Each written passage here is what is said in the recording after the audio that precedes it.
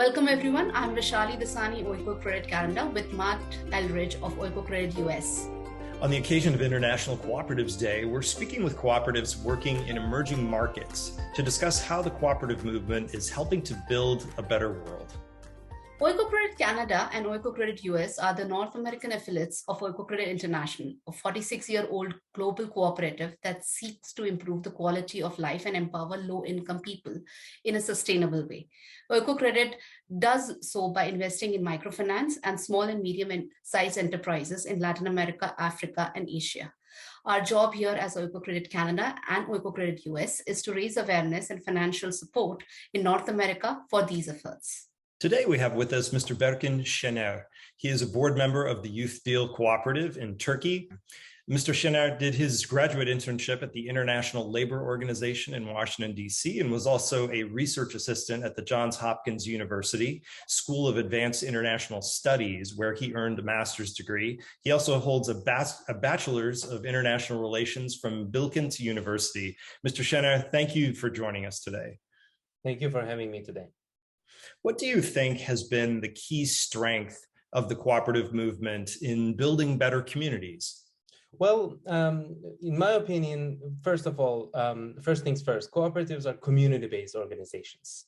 So how cooperatives deliver social impact among communities that they serve and that they work with is through the architecture of these institutions. And what do we mean by community-based organizations? As per one of the international principles of cooperative movement, there is a concern for community. So these are not profit-driven organizations. Of course, a profit emerges after they undertake the business operations, but these profits are then being reinvested for the members or for the communities. And there is a strong emphasis for community development and investing back in our communities. And by investing back in our communities, I can say we mean investing in the social capabilities of our communities, be it education, be it lack of access to clean water, be it lack of access to quality education, or be it gender equality. So all these futures are the main concerns for cooperatives. Therefore, cooperatives have concerns for their communities. With challenges come innovations. Is there an example that stands out to you of how communities are innovating and building sustainable solutions with the co-op model? Indeed, we see that cooperatives are quite resilient, and especially at times of crisis, such as the one we are under, both thinking about the COVID-19 pandemic and also the war in Ukraine right now. These enterprises, of course, are prone to innovation, and I would like to quote Mariana Mazzucato here, saying that social innovation isn't only the fancy technologies being developed in the Bay Area. So it also includes social innovations and the way in which we address the social capability gaps in several underserved communities. So I would like to give three examples from Turkey. One is the food cooperatives being emerging in Istanbul, which is the commercial capital of the country, having 16 million people. Of course, there has been quite challenging times and conditions in Istanbul to access to fair, healthy food for everyone, fair, healthy, and affordable. And this is becoming even more important considering the food price inflation in the country now. So we have seen a significant increase in the number of consumer cooperatives concentrating in, transporting a healthy, fair, and affordable food to communities in the neighborhoods. So this is considerable. I think this is a good innovation which circumvent the systemic deficiencies of the food retailers in the city. The second innovation I can cite is women's cooperatives. Turkey has an interesting history of women cooperative movement.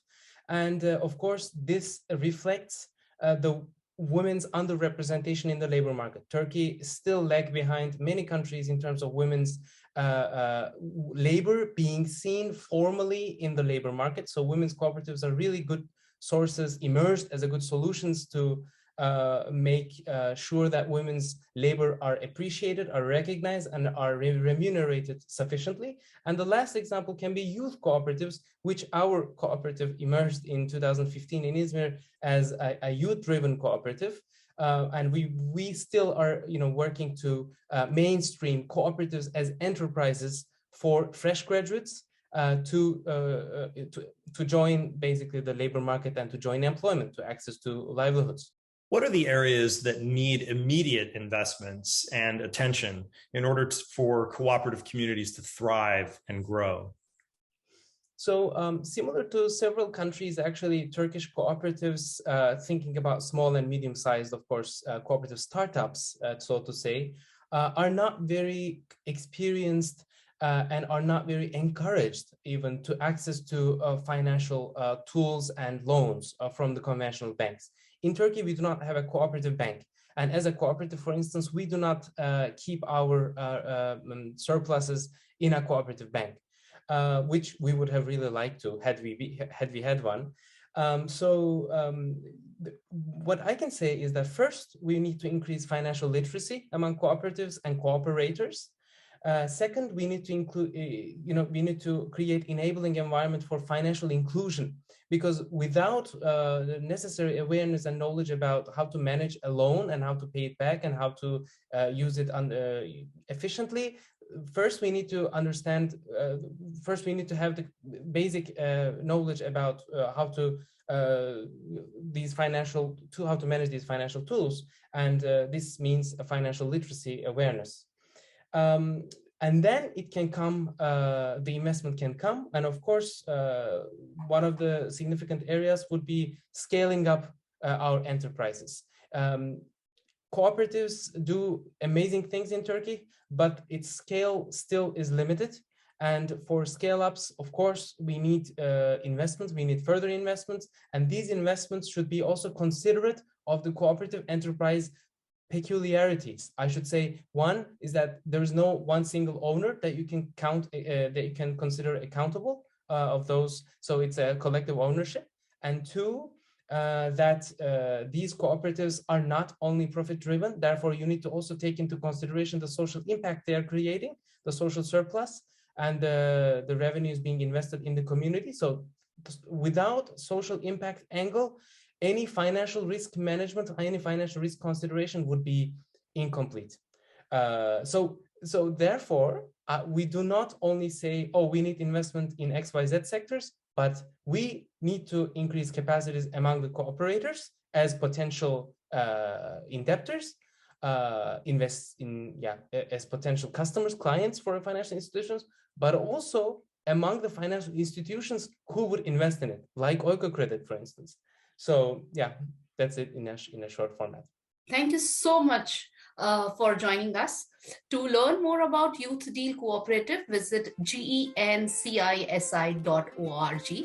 For more about Oikocredit Canada and Oikocredit US, check out our website at oikocredit.ca and oikocreditus.org. See you soon. Thank you.